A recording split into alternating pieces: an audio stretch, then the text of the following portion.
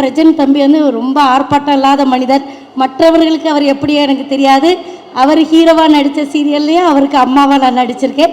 ரொம்ப அமைதியான மனிதர். இப்படி இருந்தார், அதே மாதிரி தான் அவர் பிக் பாஸ்லேயும் இருந்தார். அதனால் எனக்கு பெரிய வித்தியாசங்கள் தெரியல.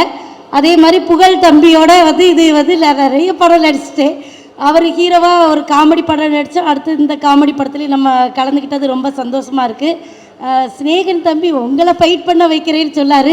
தீபாக்கா ஒக்கலினோன்னு நான் பயந்துச்சு.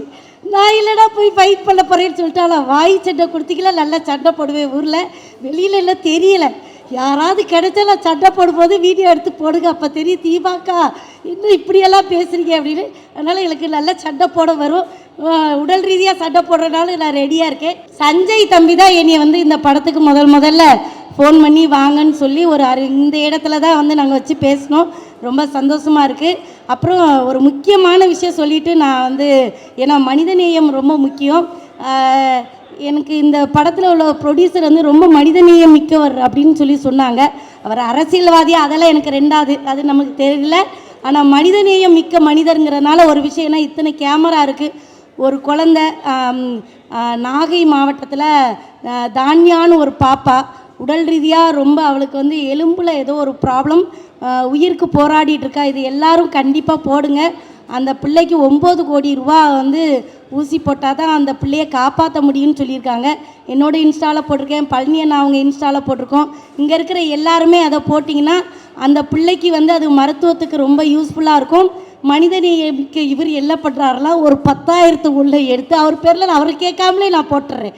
10,001 முதல்ல இந்த படத்துக்கு அவர் பண்ணுற செலவு வந்து அந்த செலவாக இருக்கணும் அப்படின்னு நான் வந்து ஆத்மார்த்தமாக அவர்கிட்ட கேட்டுக்கிறேன்.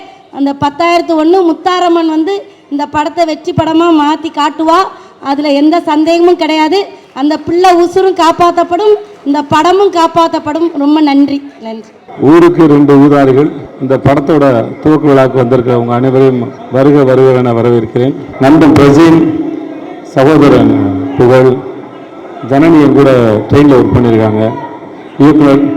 அப்புறம் வந்து எனக்கு ஸ்ரீகாந்த் தேவா சார் வந்து சமீபமாக நான் நிறைய முறை பேசியிருக்கேன். எனக்கு அவரோட மியூசிக் ரொம்ப பிடிக்கும். அந்த இயக்குனருக்கும் இந்த படத்தை இன்றைக்கி தொடங்கி இருக்க தயாரிப்பாளருக்கும் என்னுடைய வாழ்த்துக்கள். இந்த பேனரில் இருக்கிற மாதிரி ஒரு கொண்டாட்டமாக இந்த படம் வந்து சேரட்டும்.